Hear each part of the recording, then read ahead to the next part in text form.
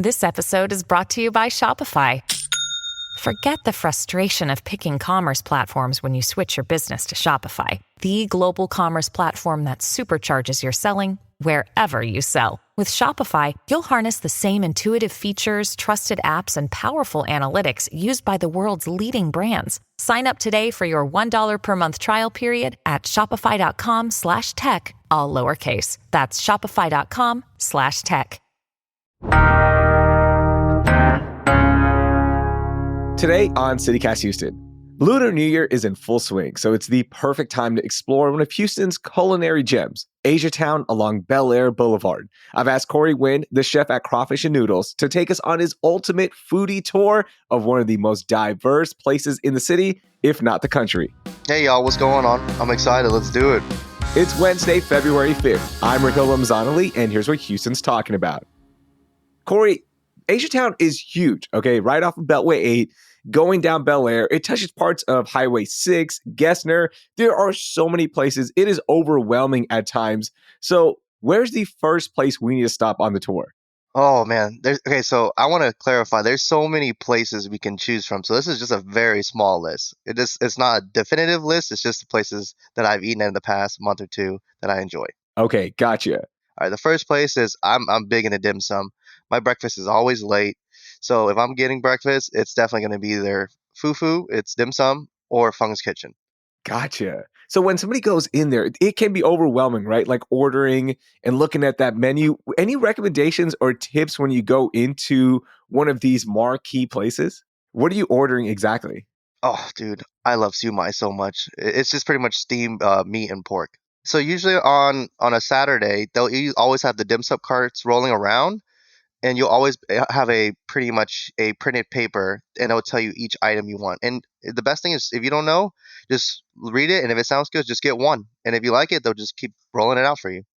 Perfect. Okay, because I'm always scared to go in there because of just how many different options there are. But it's like, hey, you figure out as you go, right? Exactly. You just got to explore and just keep testing it out.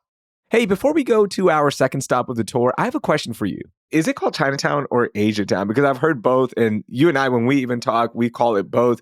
The OG Chinatown used to be east of downtown, and now, of course, we're talking about the one off of Beltway and Bel Air. What do you call it?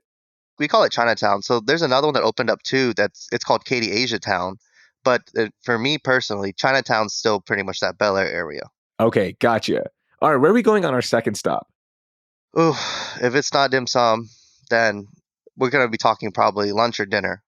Obviously, I'm biased, but I would definitely say either Crawfish and Noodles, or if you're feeling something more ramen, then Mencho ramen is awesome. It is a little fattier. It's definitely not something you can eat every day, in my opinion, but it is delicious. Okay, I like what you're doing here, where you're giving us two options for each one. You know, we talked about like, hey, we got to get the ultimate foodie tour. So you're giving us an option A and option B. Let's go with option A, Crawfish and Noodles. Of course, you grew up at that restaurant. This is an important one because, again, there's so much to order at Crawfish and Noodles. What are we ordering when we go to Crawfish and Noodles, the OG place? Let's double check something real quick. When we're saying lunch, what time is lunch for? My lunch is always different. What time is your lunch? I go like anytime from 12 to 3 is lunch. My lunch is like 5. Oh, that's dinner. That's early dinner, Cory. Come on. Okay, let's take it back. If we're doing lunch, then I'm thinking we do something easier in the stomach. At the restaurant, we're probably ordering shaking beef. Either that, or we're gonna do, honestly, this is a curveball. Sansan tofu is pretty good. It's like a vegetarian place, but it's awesome. I like it a lot. Nothing too heavy. But you're not gonna order crawfish, the marquee dish? I love crawfish, but that's definitely, in my opinion, I've eaten it for so long. I think it's a dinner thing. People love it for lunch too, and that's fine with them. But for me, it's definitely a dinner thing. Okay. And then, by the way, you mentioned Mencho as well. I recommended that in our February guide. It looks so good. I haven't had a chance to go there. It is Michelin recommended, so you are getting the best of the best. What do you order there? Ooh, so I got last time the garlic knockout. That one's good. But I actually recommend the signature Tory Python ramen. I know I'm going to get butchered for just saying that wrong, but it is what it is. No worries. Real quickly on Crawfish and Noodles, it's one of the OG fusion places as well that takes Cajun food, Vietnamese food, and brings it to like this Houston style, right? Tell me more about that. Like, what exactly is Crawfish and Noodles? Crawfish and Noodle is a restaurant my parents started, Chef Trong and my mom. Hmm. It's been going on since 2008. It's pretty much a authentic Vietnamese food as well as a play on Cajun food. So it's Cajun at its core, and then we just put our Vietnamese influences into it. And you grew up there, as you mentioned, since 2008, like your formative years, and being there in Chinatown during that boom, because there really was a boom around that time. And now you look at it, how much has it changed over the years? Honestly, you barely recognize it. Why? There's so much development going on. It's a lot of good thing too for Bel Air. So right now, another big development near the area from our location in Bel Air is being run by Washington. You might recognize him from like House of Ho. Yeah, Washington Ho. Yeah. Yep. He's running a development pretty close by too. So they're pretty much getting the Bel Air area more up to speed. By up to speed, you mean like it just makes it look more modern, Yeah, more. more appealing for people not in Chinatown. Is it less mom and pop now? Because that was one of the best things about Chinatown is that you go in there and they're immigrant businesses and mom and pop places. This might be their first restaurant. It just felt like really homey. I think it's still there. That's a hard one because there's going to be a lot of people who see opportunity too, Yeah. and they're kind of dipping their toes into the business and seeing what it's like, as well Mm. as a lot of other franchises coming in. Let's go to our third stop of this foodie tour. All right. We've already had some great stuff to eat. Where are we going next? So for dinner, we're gonna go to Noragami. It's an awesome sushi place in Chinatown too. All right. Tell me, what are we ordering there? Oh, dude, honestly, anything. I'm not even kidding. Anything. Anything. Just what you ask the chefs whether they're making it for you, but honestly, anything you want. Man, that's one of the best things about Chinatown, right? Like, yeah, we're saying Chinatown, but it really encompasses so many different countries, right? Like, we've already hit on Chinese food, we've hit on Vietnamese food, we're going sushi with Japanese food now. That's one of the best things about this place is that you can find every type of cuisine, it seems like. Oh, it's beautiful. It's beautiful. I love it so much.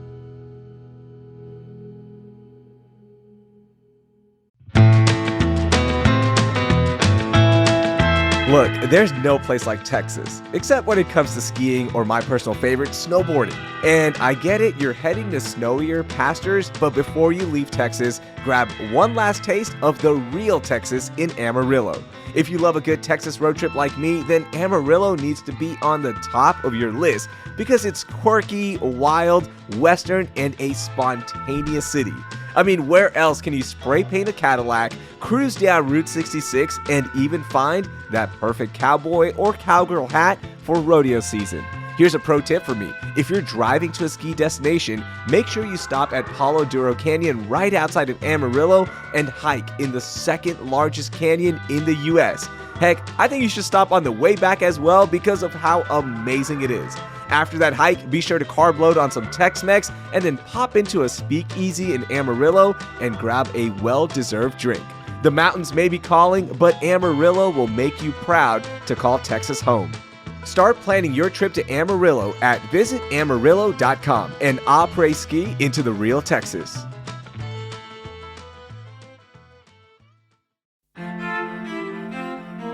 We're in those gloomy winter months right now, and for me, vibrant art always sparks some joy and light.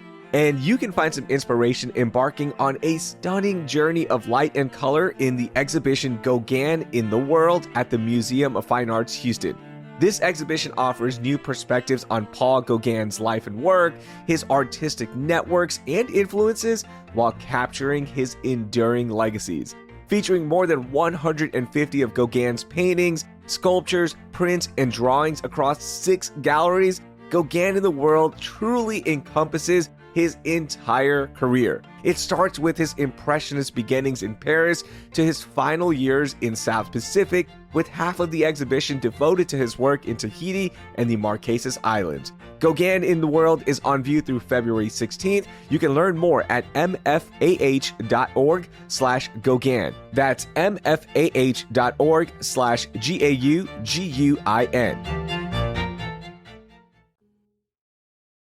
All right, now we've had all these great options, but I want to keep this tour going. But because we've just eaten so much, let's take a little break. Yeah. There's also other things to do around this area. Give me an activity. Oh, a good family friendly one is sounds kind of weird, but Claw Mania. It's like those arcade machines that you kind of grew up. So it's like a Chuck E. Cheese, but much better. Mm. It's a bunch of claw machines, and you just really go whichever one you want, and you just grabbing it as you go. And then you can trade it in, and you can kind of upgrade it to get better prizes if you want to. Wow. So like there's just claw machines, like huge ones, small ones, or do you become the claw? Yeah, it's like an arcade. Oh wow. So Yeah. what's the biggest thing you've won there? Honestly, I don't win anything. No. I usually go with my niece. So I just go hang out with her. Gosh, I've never won anything at a claw machine, but maybe if it's a bunch of claw machines, then there might be a chance. I don't know. All right, now we've played a little bit. Give me another stop on our food tour. That's hard. I don't have it too much, just because it's not the best for you. But there's so many boba shops in Houston. You can go to any of them, Mm, but you gotta watch out for those calories in the drinks. Those add up real quick. yeah. I know, but look, hey, it's all good. Like boba, every once in a while, it's fine to have, right? Like it's a foodie tour. We're fine. Don't worry about the Yeah, yeah. calories. We're going to be in the gym tomorrow. Don't worry about that, Corey. So give me the boba shops and tell me what to order. Sure. Long's coffee, the royal artichoke's good, or you get the avocado smoothie's really good too. Avocado smoothie. Okay. Yeah. That's a nice little palate cleanser. I'll go with that one.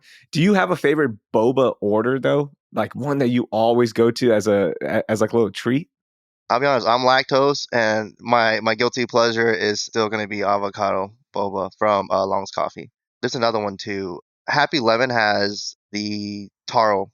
Taro is good too.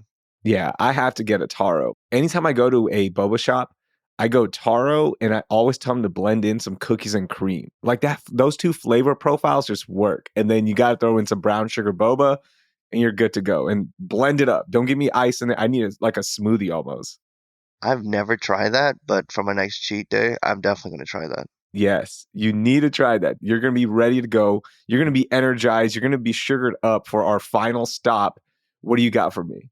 Oh man, this is gonna be a late night one. So the beautiful part about Chinatown is Chinatown really comes alive at night. So Okay. let's say you're going out with your friends and it's more of an adult thing, then late night after, then you're probably gonna either go to Sin Sin. So that one is in Chinatown too. It's just pretty much a place where a lot of people who go after the after party kind of go eat at. All right. What do you get there? I honestly really like to get the Peking duck there. Ooh. Either that or I'll get mi wonton. So it's just egg noodles and a soup, pretty much with steamed beef or pork. It usually varies. Man, going out has changed. Getting Peking duck at 2 in the morning that's baller right there, Corey. I don't go out too often, but when I do, you make the best of it. When you're out in Chinatown, late night, what other activities are you doing? Dude, I'm gonna be honest with you. If you're not doing karaoke, you're doing something wrong. Yeah, I'm so with you. Where's your favorite karaoke spot? One of the good ones I like to do is Happy Zone KTV. It's really right next to the old Fufu across from the Sin Sin. Okay, so you are literally going karaoke and then walking over to Sinsin? Yeah, so Sin Sin's across the street, so it depends. Do you want to eat first or do you want to sing first? Do both. Why not? Knock out both, right? Yeah, So yeah. that's awesome, man. Corey, this is an amazing foodie tour, and there's so much to do. But I'm gonna give you an option, all right, to give us a wild card for another food spot and a wild card for another activity. All right, you want to take this? Okay, let's do it. Okay, so let's go with the activity first. Where are we going? We're getting foot massages. Yes. I'm on my feet all the time. I need a foot massage. Yes. Oh my gosh. We're going to Oasis, man. Oasis is the best. Oh man, I'm so glad you brought this up. My friends, literally after we play in like basketball tournaments, flag football tournaments, or just life, everybody goes to Oasis. Yeah. How did it become this marquee spot? Dude, It's so amazing. dude, I have no idea. Like word just spread about it. It's like one of these iconic foot massage places. Dude, yeah, it just happens that way. Or honestly, sometimes what it will do too, if it's not Oasis and it's late at night, Baby's Club. It's right across from the Crawfish and Noodles. What is that? So it's pretty much a club, but a lot of the famous Vietnamese singers, well, they'll literally come and perform at Baby's Club.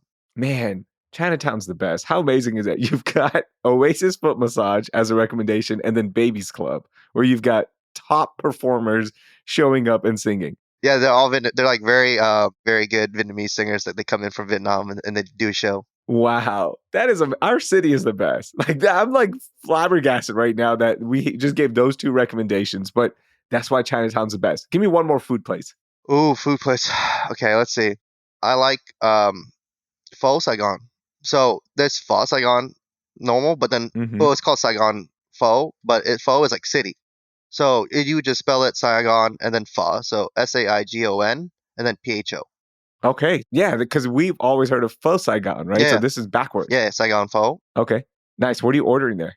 I'm Vietnamese, man. I Pho is one of those things I can eat any time of the day. It does not matter to me. I love it. I love it. Corey, Chinatown is one of the best places. And by the way, you did mention Katy Asia Town, right? Two separate places. We have a whole episode dedicated to Katy Asia Town with Chef Alex All Young of Fat Eatery, who did pass away. So if you want to listen to that, but when you compare these two spots, right? Beltway 8 Chinatown versus Katy Asia Town, like how would you describe the differences?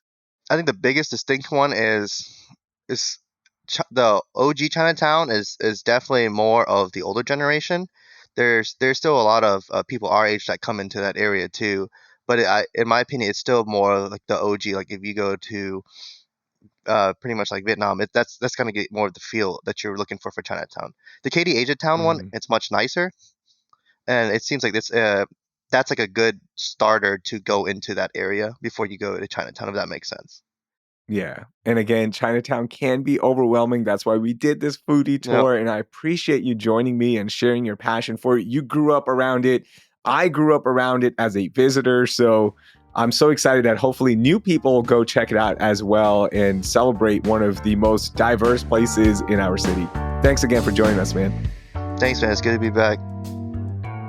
That was Cory Nguyen. You can catch him cooking at the Crawfish and Noodles in Bel Air. All right, so I know your mouth is watering and you're ready to go visit all of these great places, but wouldn't it be more fun with your friends? Send this episode to your favorite group chat so y'all can go enjoy this foodie tour together. And of course, let us know how it goes. Want even more food recommendations? Subscribe to our daily newsletter, Hey Houston. And of course, subscribe to the podcast if you haven't, because we have even more foodie news and recs to share every week. And please rate and review the podcast wherever you're listening. Thanks. That will do it for today. I'm Raheel Ramzanali. Thank you for listening, and I hope you learned something new.